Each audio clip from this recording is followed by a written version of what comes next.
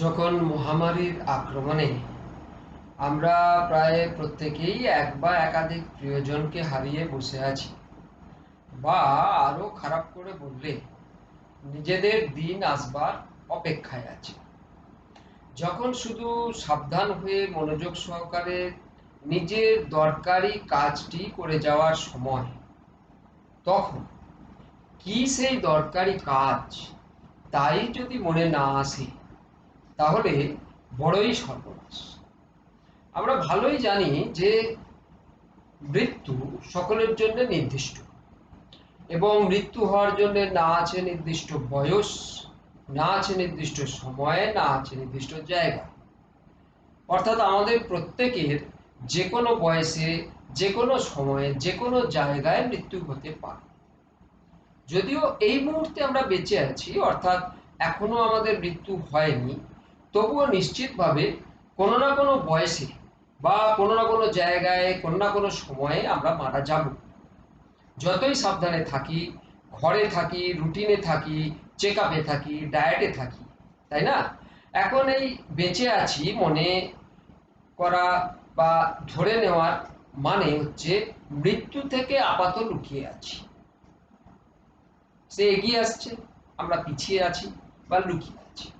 কিন্তু বেশি বেশি মৃত্যুকে চোখে কানে না দেখলে এসব কি আমাদের মনে পড়ে? এই ধরুন না, মহামারী আসবার আগেও তো আমরা প্রত্যেকেই এক বা একাধিক প্রিয়জনকে হারিয়েছিলাম। আগেও তো জানতাম যে নিজেদের দিন একদিন আসবেই। তবুও তখন এখনকার মতো এত ছটপটানি কি ছিল?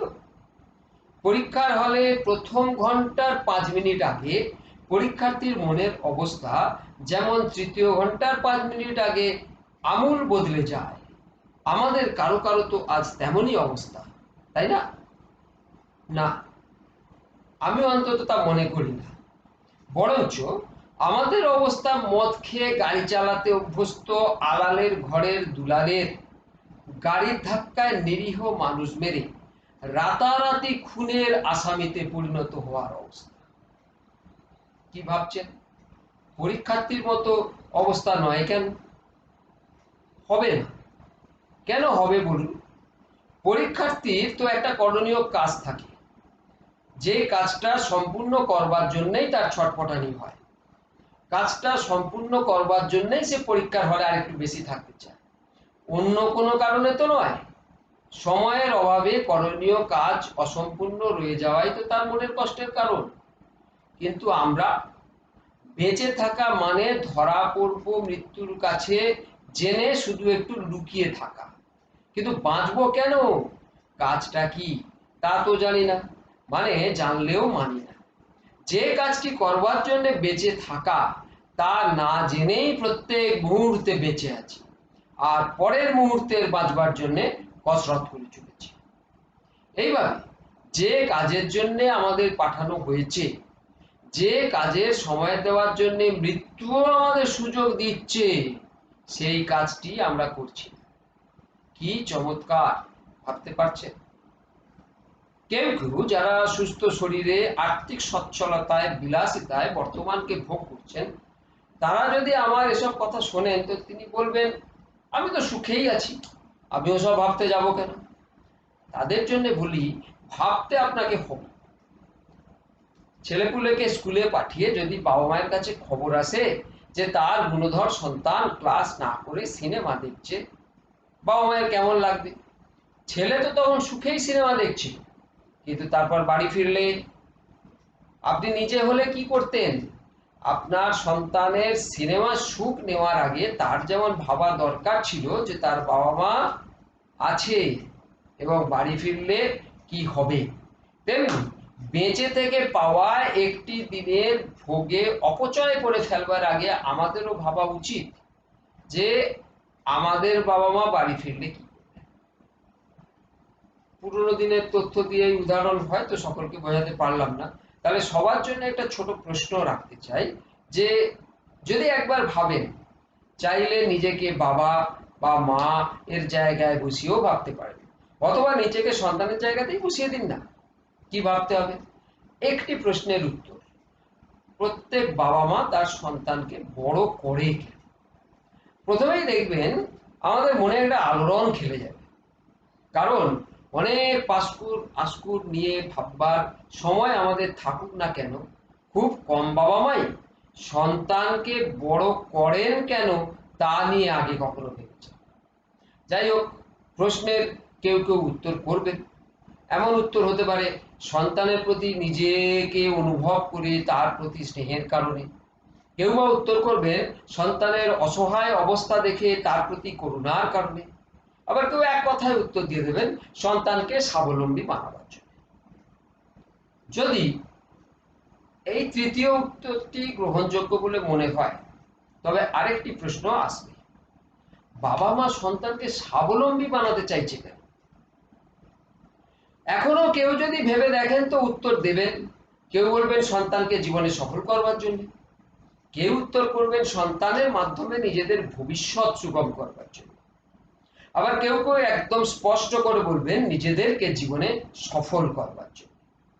এক্ষেত্রে প্রথম উত্তরটি অনেকটা পছন্দের হতে পারে, কিন্তু নতুন একটি প্রশ্ন এসে যায়, বাস্তবে কতজন বাবা মা সন্তানকে জীবনে সফল করতে পারে? এ বেশ ভাববার বিষয়। একটু ভেবেই দেখা যাক। ধরুন দুটি সন্তান, বান্টি আর বাবলি, খুব বুদ্ধি ধরে, নিজেদের ভালো মন্দ বেশ বোঝে। বছর সাতেকের বান্টি কার্টুন দেখতে ভালোবাসে, পড়ার কথা বললেই কান্নাকাটি করে বাড়ি মাথায় তোলে।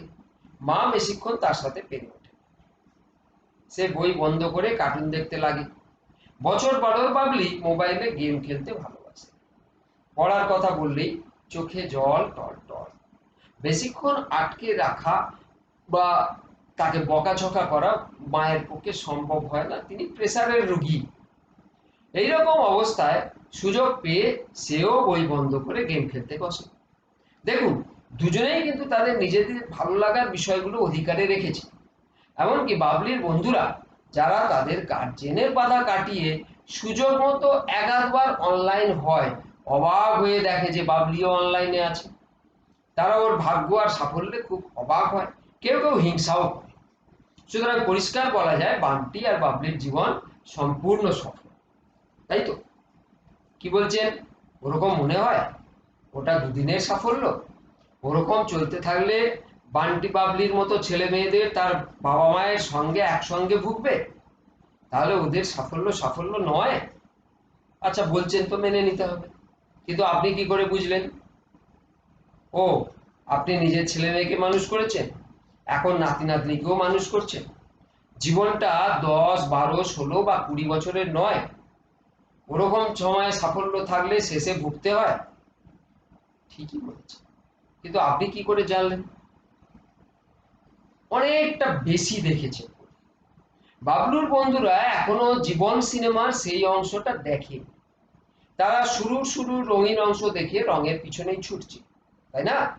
আপনি পরের অংশের রুক্ষতা কিছুটা দেখেছেন, তাই জীবনটা 10, 12, 16 বা 20 বছরের নয় তা জানেন। এও জানেন মিথ্যে সুখ পরের অংশের দুঃখের কারণ হবে।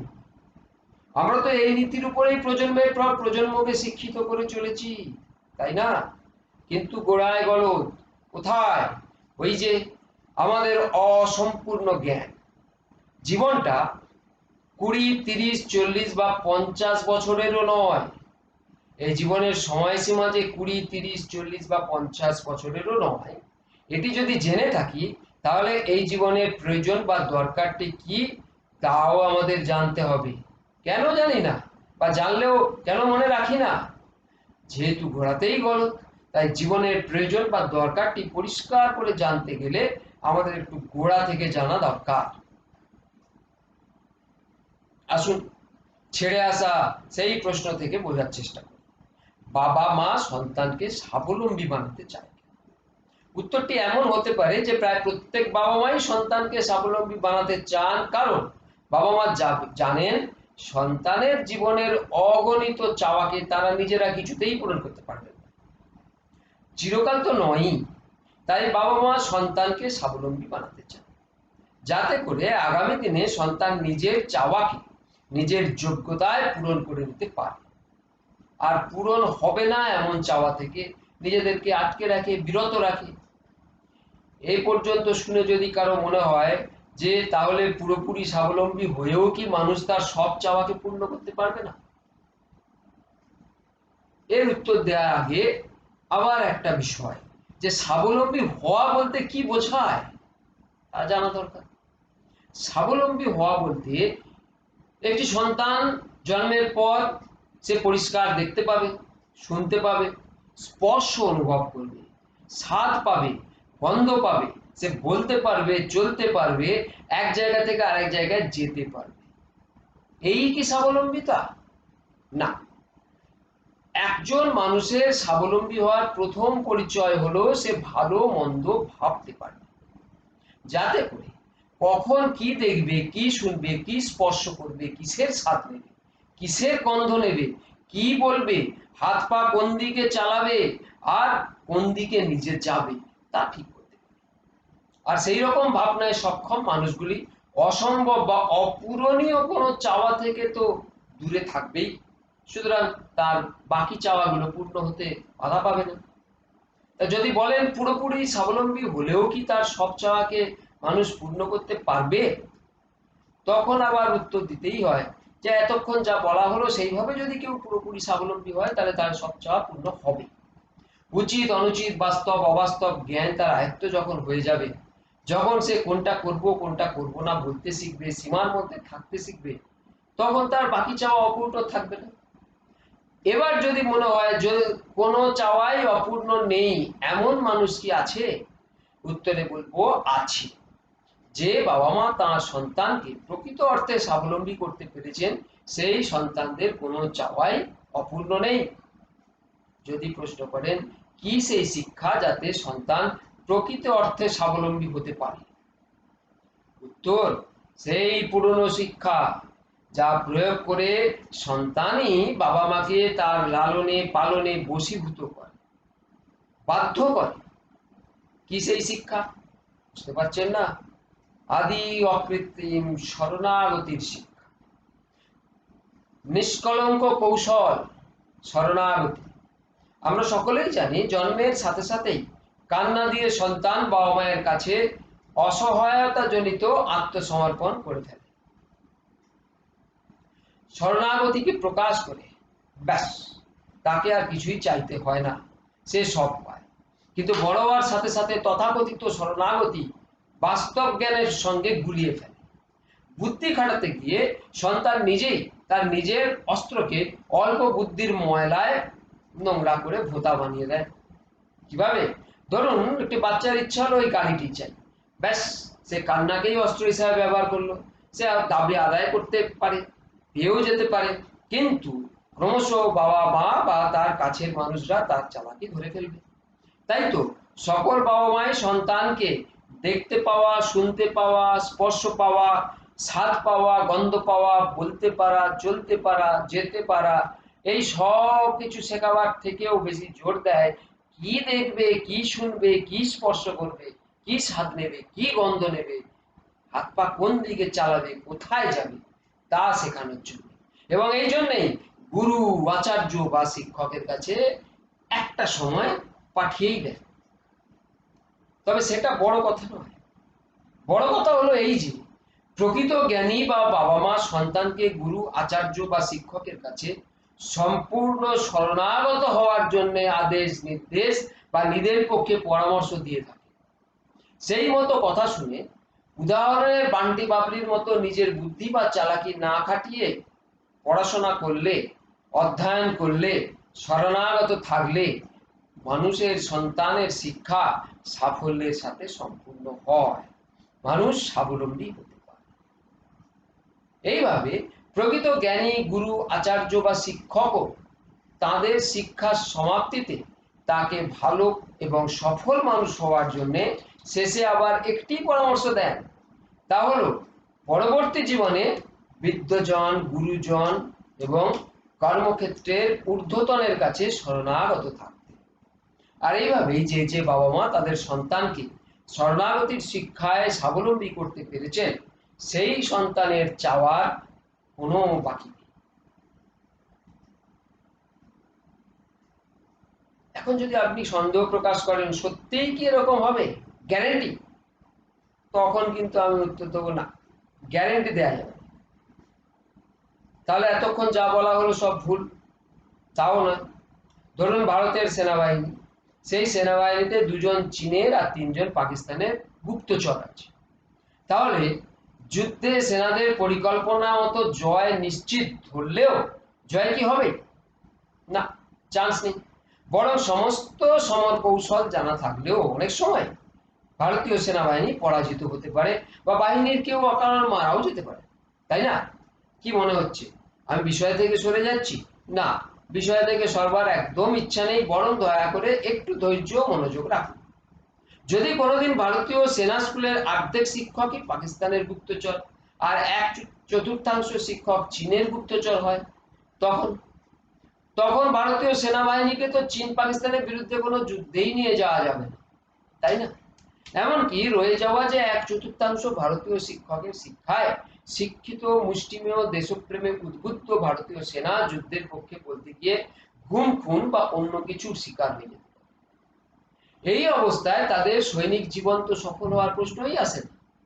তাই আমি বলছিলাম, যে বাবা মা তাদের সন্তানকে শরণাগতির শিক্ষায় স্বাবলম্বী করতে পেরেছেন বলে মনে করেন, সেই শিক্ষায় অসম্পূর্ণতার জন্য সেই সন্তানদের কোনো চাওয়া অপূর্ণ নেই এমনটা হবে না। আবার বলছি, বেশিরভাগ সময় হবে না। যেমন জলবাহিত রোগ থেকে সম্পূর্ণ বাঁচতে আমাদের শুদ্ধ জল খাওয়া দরকার, কিন্তু কিভাবে? সম্পূর্ণভাবে জলকে শুদ্ধ করে। তেমনি সমাজে চালাকি বাহিত রোগ থেকে বাঁচতে সকল মানুষের সম্পূর্ণভাবে শরণাগতি শিক্ষায় স্বাবলম্বী হওয়া দরকার, 2 জন বা 4 জন তো নয়। না হলে কয়েকজন বাবা মা শরণাগতির শিক্ষা দিয়ে সন্তানকে শিক্ষকের কাছে পাঠিয়ে থাকলেও সেই শিক্ষক যদি নিজেই চালাকির শিক্ষায় শিক্ষিত হয়ে থাকেন, তবে তিনি তার ছাত্রকে কি শেখাবেন? অথবা উপযুক্ত শিক্ষকের পরামর্শ পেয়ে ছাত্র, বিদ্বজন, গুরুজন বা কর্মক্ষেত্রে ঊর্ধ্বতনের কাছে শরণাগত হলে, কিন্তু তাদের বিদ্যায় যদি চালাকির দ্বারা পরিচালিত হয়ে থেকে থাকে, তাহলে সেই মানব সন্তানের সম্পূর্ণ স্বাবলম্বী হওয়া হবে না। আমাদের চারপাশে তো আজ এরকমই অবস্থা। তাই তো আজকে সামাজিক অর্থে স্বাবলম্বী হওয়ার বিকল্প শিক্ষা মানুষ নিজেই খুঁজে নিচ্ছে আজকের সমাজ থেকে। কি সেই শিক্ষা? দেখো, শোনো, বোঝো আর শেখো। কি নিয়ে নেওয়া?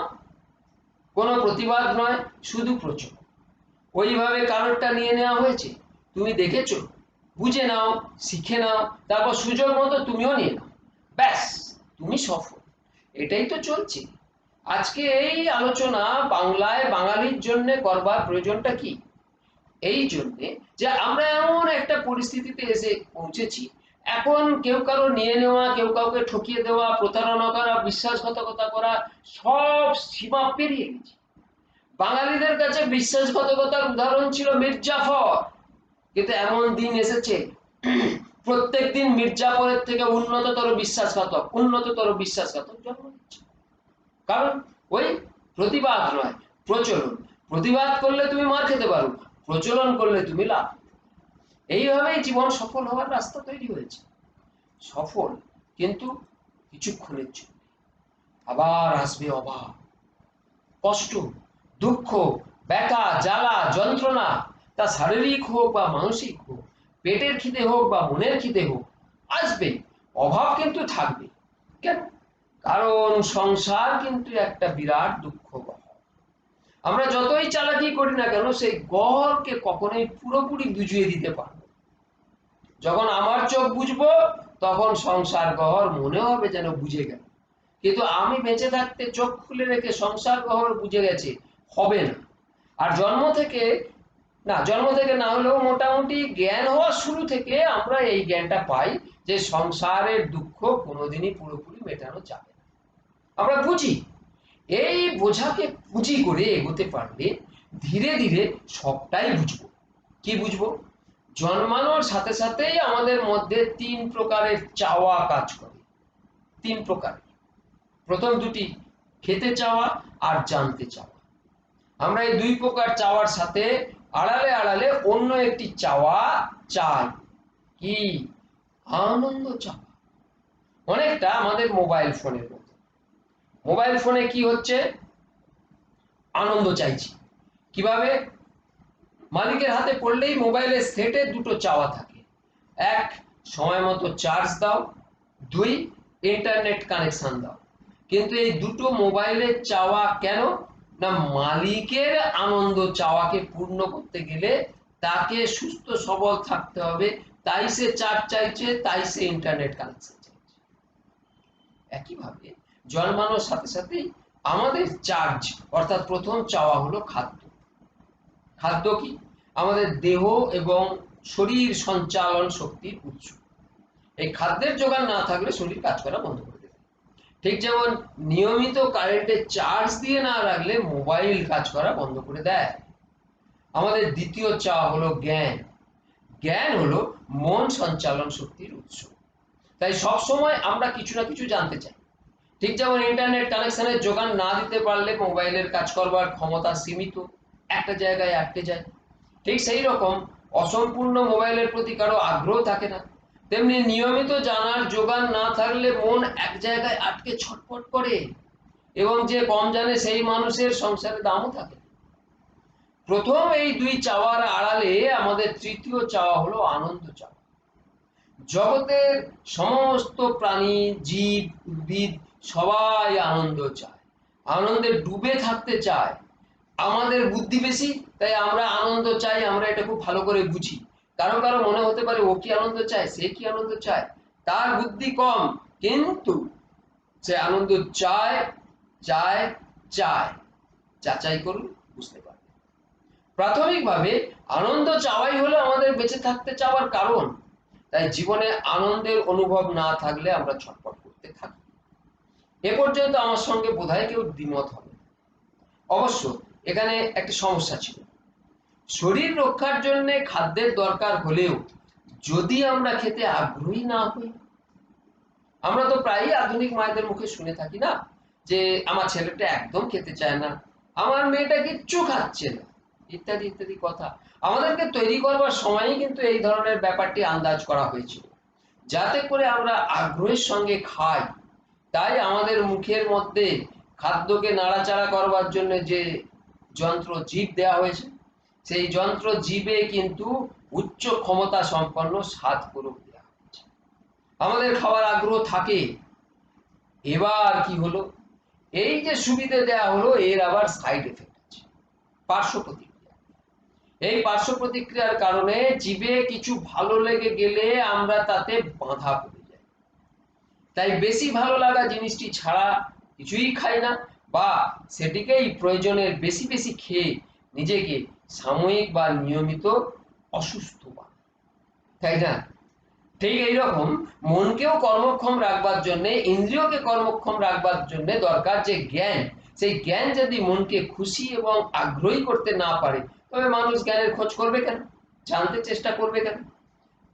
তাই আমাদের তৈরি করবার সময় এ ব্যাপারটিও আন্দাজ করে, যাতে আমরা আগ্রহের সঙ্গে সবসময় জানবার চেষ্টা করি। তাই আমাদের মন সহ প্রত্যেক জ্ঞানেন্দ্রিয় অর্থাৎ চোখ, কান, নাক, ত্বক, জিভে প্রথম থেকে নির্দিষ্ট ক্ষমতা সম্পন্ন সাময়িক আনন্দের উপলব্ধি দেওয়া আছে। ওই সাময়িক আনন্দ উপলব্ধির তীব্র আগ্রহী আমাদের সকলের মধ্যে নিয়মিত নতুনকে কিছু জানবার আগ্রহ। আবার এরও পার্শ্ব প্রতিক্রিয়া বা সাইড এফেক্ট আছে। অপরিণত মনে কোনো কিছু জেনে আনন্দ পেয়ে বেশি ভালো লেগে গেলে কেউ কেউ তাতে বাধা পড়ে যায়। সেটি ছাড়া কিছুই শুনতে, দেখতে, বুঝতে চাই না, সেটিতেই নিজেকে ডুবিয়ে রাখতে চায়। এইভাবে নিজের সাময়িক বা নিয়মিত সর্বনাশ করি, তাই তো? তাহলে কি জানা গেল? খাদ্যের চাহিদা যতক্ষণ শরীরের পুষ্টির জন্য, ততক্ষণ তা ভালো। কিন্তু যখনই খাদ্যের চাহিদা জীবের জন্য বদলে যায়, তখন সেই খাদ্যই বিষ হয়ে ওঠে। ঠিক একরকম জানার চাহিদা যতক্ষণ মনের পুষ্টির জন্য, ততক্ষণ তা ভালো। কিন্তু যখনই জানার চাহিদা মনের তুষ্টির জন্য বদলে যায়, তখন সেই জানাই বিষ হয়ে যায়। কেন? এই কেন আবার তখনই পরিষ্কার হবে, যখন আমরা এর আগে কয়েকটা কেনকে যাচাই করে নেব, জেনে নেব, ঝালিয়ে নেব। কিরকম? শরীরকে পুষ্ট রাখবার জন্য খাদ্য দরকার, এটি বেশ বোঝা যায়, কিন্তু শরীরকে পুষ্ট রাখবার দরকার কেন? এর আবার উত্তর একটা নয়, দুটো। প্রথম উত্তরটা প্রশ্নকর্তা অর্থাৎ যিনি বলছেন শরীরকে পুষ্ট রাখবার কেন, তিনি জানেন। যদি তাকে দুদিন না খাইয়ে রেখে দেওয়া হয় তবে তিনি তা বুঝেও যাবেন। কিন্তু দ্বিতীয়টি কে জানে?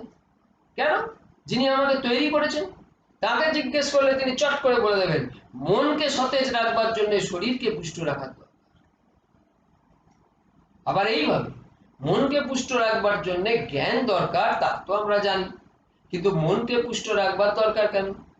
এরও উত্তর দুটো। প্রথম উত্তর যিনি প্রশ্ন করবেন তিনি জানেন। যদি তাকে দুদিন ভালোই খাইয়ে দাইয়ে কিন্তু একটি ঘরে বন্ধ করে রেখে দেওয়া হয় তাহলে দুদিন পরে তিনি বুঝে যাবেন যে কেন মনকে পুষ্ট রাখার দরকার। কিন্তু দ্বিতীয়টি কে জানে? কেন? যিনি আমাদের তৈরি করেছেন তাকে জিজ্ঞেস করলে তিনি চট করে বলে দেবেন আনন্দে পৌঁছতে গেলে তো মনই সাহায্য করবে, তাই মনকে পুষ্ট রাখা দরকার। কেউ যদি জানতে চান মনের আনন্দ পাওয়া কি করে প্রকাশ পায়, উত্তর ইন্দ্রিয়ের মাধ্যমে। জীব কি চায় না সুস্বাদু খাদ্যের মাঝে আনন্দ পেতে? চোখ কান আদি ইন্দ্রিয় এরা কি চায় না দৃশ্য শব্দ গন্ধের মাঝে আনন্দ পেতে? এইভাবে সাময়িক আনন্দের অনুভূতিতে আরো বেশি বেশি আনন্দের আশায় আমাদের মনের তুষ্টির কারণে যে প্রকাশ পায়, চাওয়া প্রকাশ পায়, তাকে এক কথায় বলে ইচ্ছা। এবার আবার আগের ফেলে আসা প্রশ্নতে ফিরে যেতে হবে। কি ছিল?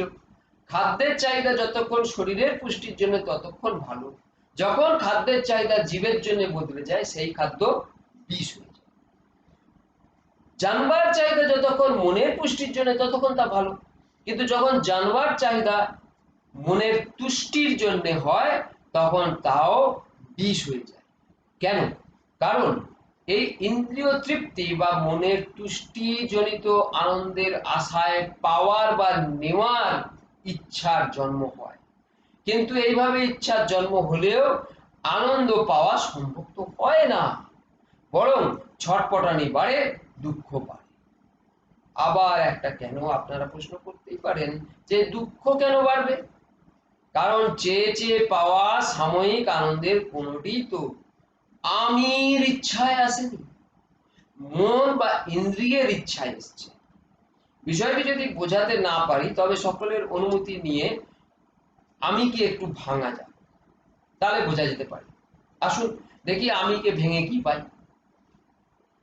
প্রথমে আমির পরিচয় কিন্তু আমার শরীর, আধার কার্ডে শরীরটাই থাকে, তো এই শরীরকে ভাঙলে কি পাবো? আমার মাথা, আমার হাত, আমার পা, আমার পেট ইত্যাদি। এগুলিকে ভেঙে ভেঙে আরো টুকরো করলে আরো অসংখ্য এই আমার সেই আমার এসব করে পেতে থাকবো। এরপর যদি বলেন শরীরের ভেতরে আমি পরিচয় হচ্ছে আমার প্রাণ, শ্বাস প্রশ্বাস চলে, তো এই প্রাণকে ভাঙলে আমরা শ্বাস প্রশ্বাস পাবো, আমার নাড়ি পাবো, আমার স্নায়ু গতি পাবো। এগুলোকে ভেঙে ভেঙে আরো অসংখ্য এই আমার সেই আমার পাবো, পেতে থাকবো। লাস্টে আমার পরিচয়, যারা একটু বিদ্বান, একটু বোঝেন, একটু বড় হয়েছি, আমরা আমি বলতে শরীরকে বলি না, মনকে বুঝায়। তা যাই হোক, তা আমি বলতে যদি মনকে বুঝি, মনকে ভাঙি, মনকে ভাঙলে কি পাবো? আমার স্মৃতি, আমার চিন্তা, আমার বুদ্ধি, আমার অনুভূতি, আমার উপলব্ধি, এইসব। এগুলোকে ভেঙে ভেঙে ভেঙে ভেঙে গেলে আরো এই আমার সেই আমার এসব পেতে থাকবো। এইবার এই তিন টুকরো এবং তাদের ক্ষুদ্রতম টুকরো পর্যন্ত যদি ভালো করে দেখি তাহলে দেখব টুকরো গলিতে আমি কোথায়? আমি নেই ওখানে। আমি তো গোটাটাই থেকে গেছি, ভাঙা যায়নি। ভেঙেছি আমার কি? সবকিছুই তো আমার, কোনোটাই তো আমি নয়। যা আমির তাই তো আমার। অর্থাৎ আমি যখন মালিক তখন আমার বলতে ওই মালিকের অধিকৃত মালপত্র, বিষয়, উপকরণ, অঙ্গ প্রত্যঙ্গ যা খুশি বলতে পারে। যদি আলোচনা পরিষ্কার হয় তাহলে আরেকবার আমাদের স্মৃতি খাটাই, কি পাবো? যেমন মোবাইল সেটটিতে আমরা চার্জ দিই আর ইন্টারনেট কানেকশন দিই, এই দুই প্রকার চাওয়া কাজ করলেও মোবাইলের ব্যবহার করে মালিকের আনন্দ পাওয়ার সুবিধা করে দেওয়ার জন্য। অর্থাৎ মোবাইলের যে চার্জ চাওয়া, ইন্টারনেট কানেকশন চাওয়া, মোবাইল এইগুলো চায় কেন? মোবাইল এগুলো চায়, মালিক যে পরিষেবা চাইছে তা দিতে পারছে না, তাই এগুলো চায় মালিককেই পরিষেবা দেওয়ার জন্য। তেমনি আমাদের দেহ মানে শরীর, মন, ইন্দ্রিয় এগুলো যদি মালিক আমির আনন্দ পাওয়ার জন্য চাওয়াগুলো করতো তাহলে ঠিক ছিল। কিন্তু ওই চাওয়া যখন সীমা ছাড়িয়ে আমি সম্বন্ধে না জেনে উল্টো হয়ে যায়, অর্থাৎ শরীর জীবের ভালো লাগছে বলে খেতে চাইছে, চোখ চোখের ভালো লাগছে বলে কিছু দেখতে চাইছে, কানের ভালো লাগছে বলে শুনতে চাইছি, মন সেই সব জিনিসগুলো সেটা মনের ভালো লাগছে বলে চাইছে, তখন কিন্তু আনন্দ প্রাপ্তি হবে না। কেন আনন্দ প্রাপ্তি হবে না? এই রকম ভাবে আনন্দ প্রাপ্তি সম্ভব নয়, কারণ আনন্দ প্রাপ্তির তো কথাই নয়। এভাবে তো আমি আনন্দ পেতে পারি না, কারণ আমার ওগুলো চাওয়া ছিল না, ওগুলো মনের চাওয়া ছিল, ইন্দ্রিয়দের চাওয়া ছিল। আনন্দ পাওয়া আমার আনন্দ পাওয়ার প্রশ্ন তখনই সফল হবে যখন আমার চাওয়াটাকে আমি চিনতে পারবো। কিন্তু আমি আমার মন আর ইন্দ্রিয়কেই আমি ভেবে ফেলার ফলে আমার চাওয়াটাকে আমি বুঝতে পারি না, ভেতরে সেই চাওয়াটা আমি ধরতে পারি না। আমি আনন্দ খুঁজছি, কিন্তু সেই আনন্দটা সামনে আমার আগে আমার ইন্দ্রিয় আমার মন এসে যায়। তারা যেটাতে আনন্দ পাচ্ছে তারা মনে করছে, আমি ভাবছি এতেই বুঝি আমার আনন্দ, তাই আমি তাদেরকে প্রশ্রয় দিয়ে ফেলি। সেই আনন্দটা নেওয়ার পরে, ভোগ করবার পরেই আনন্দ শেষ। কিন্তু আমি দেখা গেল আনন্দ থেকে শূন্য রয়ে গেছি, আনন্দ নেই। এইভাবে ওই আনন্দের ছোঁয়া, সাময়িক যে আনন্দের উপলব্ধি আমাদের জন্য আগে থেকে ব্যবস্থা করা আছে বোকা বানাবার জন্য, সেই আনন্দ উপলব্ধিকে চিরন্তন করতে গিয়ে আমরা মরীচিকার পিছনে দৌড়াই। এই মরীচিকার পিছনে দৌড়তে দৌড়তে হলো কি, যে আমার মনে কোনো একটা পাওয়ার বা নেওয়ার ইচ্ছা, আমার কর্মেন্দ্রিয় আর জ্ঞানেন্দ্রিয়রা তা পাওয়ার জন্য পরিশ্রম করলো, কিন্তু কিছুতেই পেতে পারলো না। কেন? যখন পেতে পারলো না তখন কি পেল? দুঃখ পেল। পেল না, না পাওয়ার দুঃখ। আবার বুদ্ধি কি করলো? কেন পেল না, কি কি কারণে পেল না, সেই বাধাগুলোকে কিন্তু চিহ্নিত করবে। এই বুদ্ধিতে যখন বাধা চিহ্নিত হয়ে যাবে, তখন চিন্তার লালন পালনে ভেতরের রাগ, প্রতিহিংসা, জর্জরিত বাসা। এইভাবে ওই দুঃখ থেকে আমির মনে যে জেগে উঠলো তাকে এক কথায় বলে ক্রোধ বা রাগ। কিন্তু আমির রাগ নয়, মনের রাগ। এই রাগের জন্মের কারণ কি? মনেতে আগে যে ইচ্ছা জন্মেছিল তার কারণেই পেল না বলে রাগ জন্মায়। আবার ধরা যাক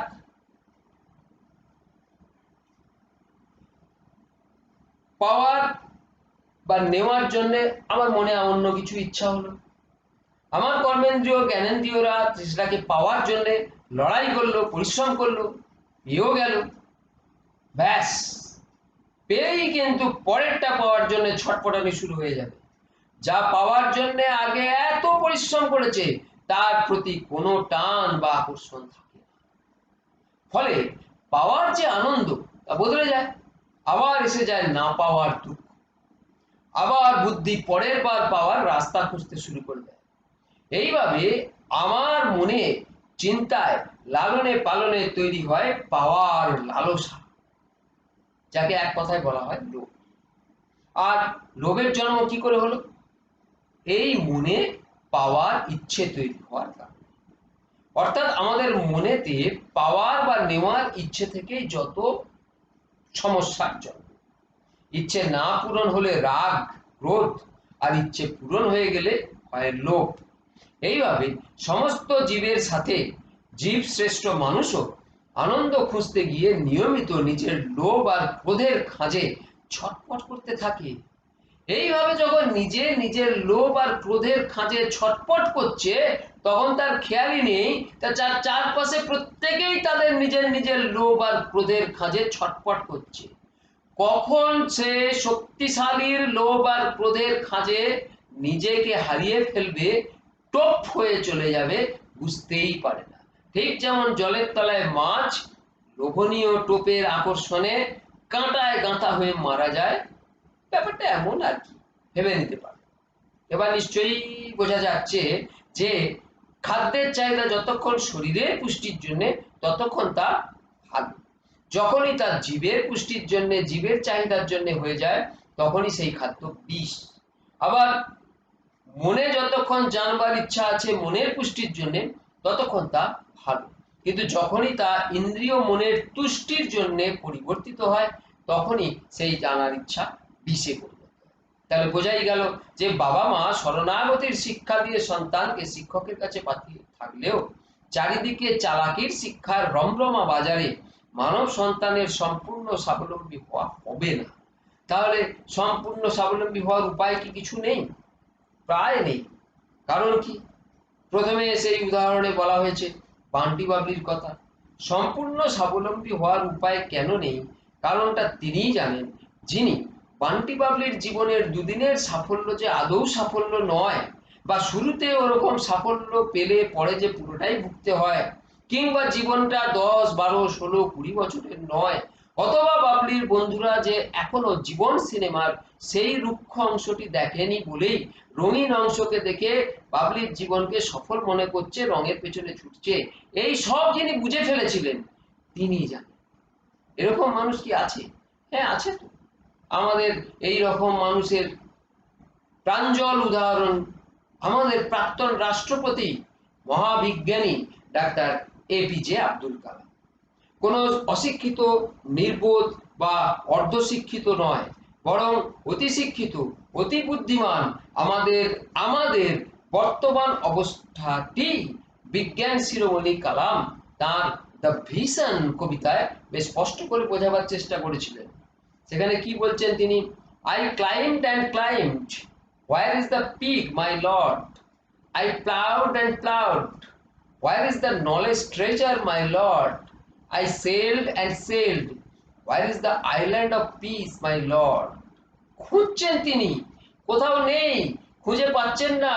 তার মতো বহুদর্শীরা যারা জীবনের পরের অংশের রুক্ষতা দেখেছেন, উপলব্ধি করেছেন, জীবনটা যে 10, 12, 16, 20 বছরের মতোই 30, 40, 50, 60 বছরেরও নয়, সেটি যারা বুঝেছেন তারাই বুঝতে পারেন যে আমরাও ঠিক বান্টি বাবলি আর তাদের বন্ধুদের মতো জীবনের সেই বাকি অংশকে না বুঝে, জীবনকে অল্প দেখে, অল্প জেনে, চারপাশের দুদিনের সফল জীবনগুলিকে আমাদের পরিধির মধ্যে দিয়ে বিশাল সাফল্য মনে করে হিংসা করি, ছটপট করি, দৌড়ঝাঁপ করি। জীবনের সিনেমার আসল অংশ না দেখার কারণে একটা নির্দিষ্ট গণ্ডির মধ্যে জীবনকে ভেবে নিয়ে নিয়মিত আমরা ভুল বিচার করে চলেছি।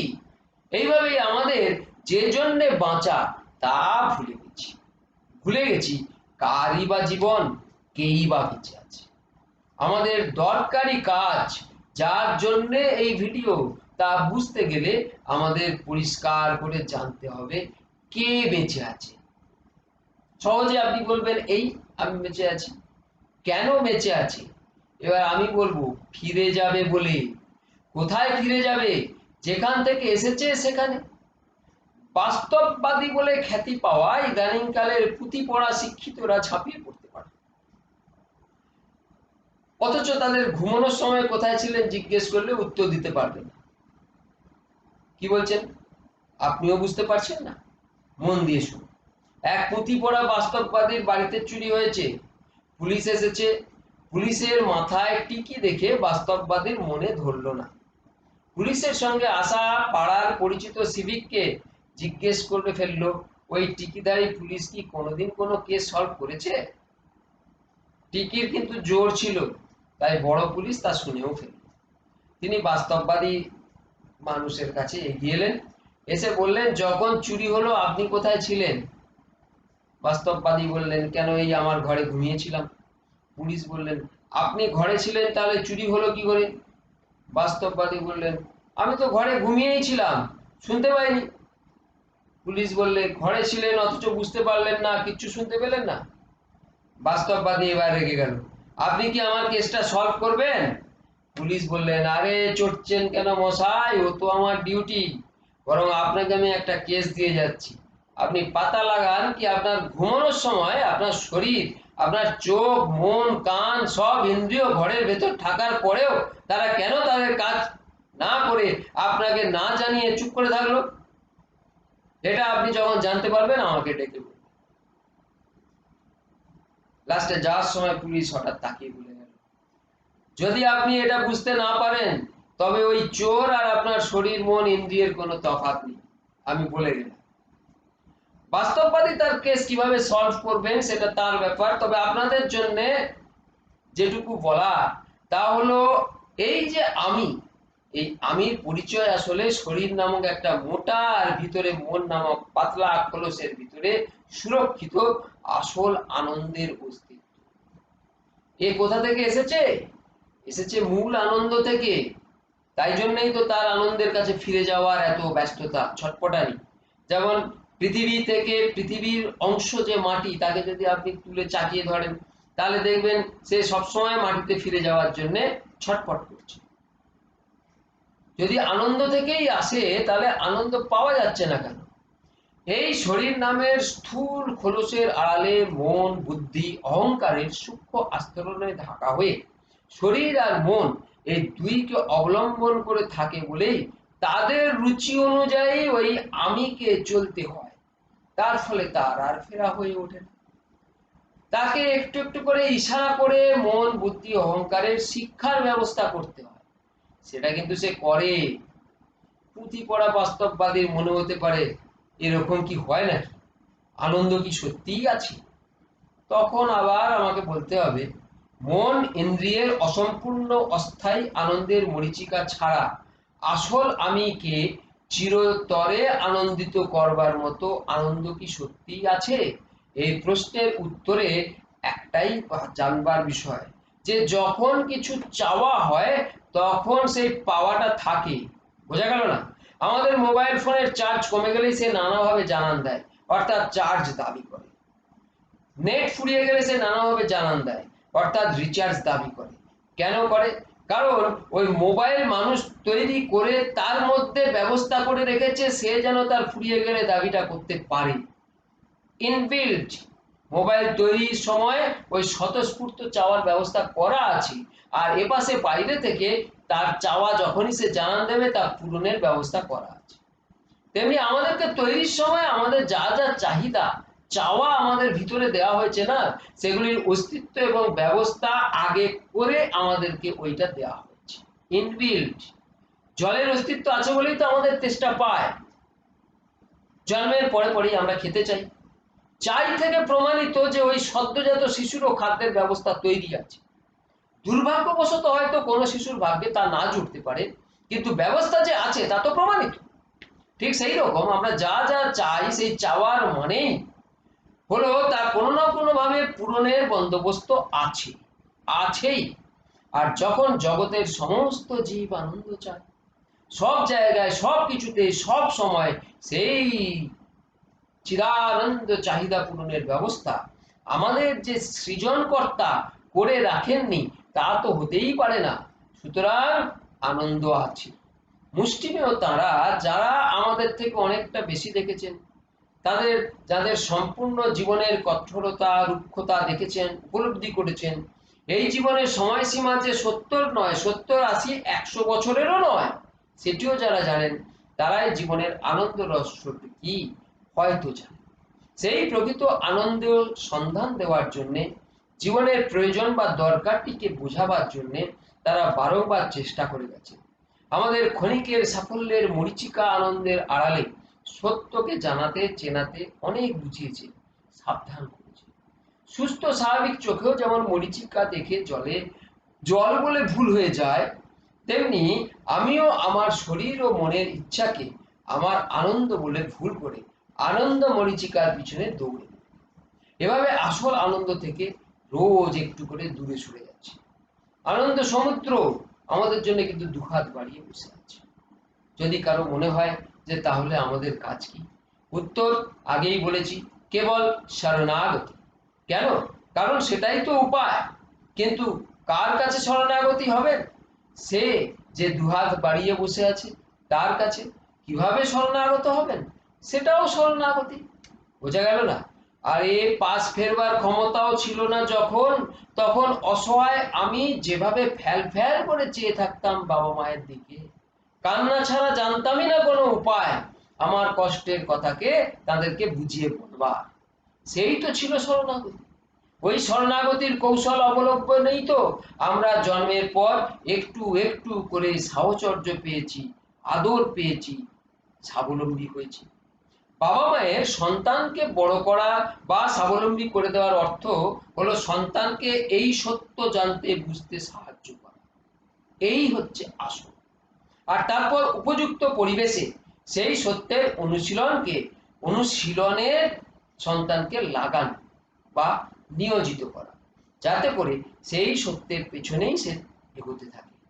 ঠিক যেমন অ্যাসাইলামে অসহায় মানুষকে সেবা ভালোবাসা দিয়ে সুস্থ করা মানে তাকে তার আসল আপনজনকে চিনতে এবং আপনজনের কাছে ফিরে যেতে শেখানো হয়, বোঝানো হয়। ঠিক সেরকম জন্মের পর বাবা মায়ের কাছে কাঁদতে থাকা সন্তানকে বড় করা মানে তাকে তার আসল বাবা মায়ের কাছে ফিরে যাওয়ার জন্য সচেতন করা, একইভাবে কেঁদে যাতে সে তার আসল বাবা মাকেও ডেকে কাছে নিতে পারে, সেই যোগ্যতায় তাকে প্রতিষ্ঠিত করা। তাহলে আমি যদি তথাকথিত বাবা মা হই, তবে আমার দরকারি কাজ আমার সন্তানকে তার আসল বাবা মা অর্থাৎ তার প্রকৃত সৃজনকর্তা সেই আনন্দ সমুদ্রের রহস্য জানা, সেই বাবা মায়ের কাছে ফিরে যাওয়ার জন্য কৌশল শেখানো, সেই কৌশল অনুশীলনের উপযুক্ত পরিবেশ এবং সময় দেওয়া। আর যদি আমি তথাকথিত সন্তান হই, তবে আমার দরকারি কাজ হলো সাংসারিক বাবা মায়ের প্রতি গুরুর শ্রদ্ধা ভক্তি রেখে সমস্ত আনন্দের ভান্ডার যে আসল বাবা মা, আমার প্রকৃত সৃজনকর্তা, তাকে জানা, সেই বাবা মায়ের কাছে ফিরে যাওয়ার কৌশল শেখা এবং নিরলস সেই কৌশল অনুশীলন করে আনন্দ সমুদ্রে পাড়ি জমা। এই আনন্দ সমুদ্রে পাড়ি জমিয়ে একদিন না একদিন তাকে সেই আনন্দের স্বাদ পেতে হবে, এই লক্ষ্যে তাকে চলতে হবে।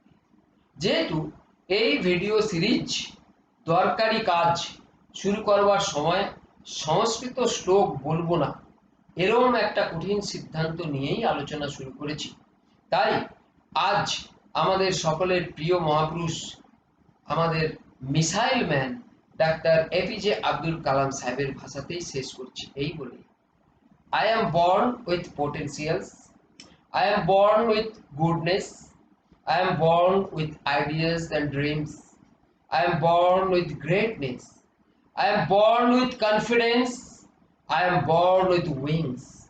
So I am not made for crawling, I have wings, I will fly, fly, fly.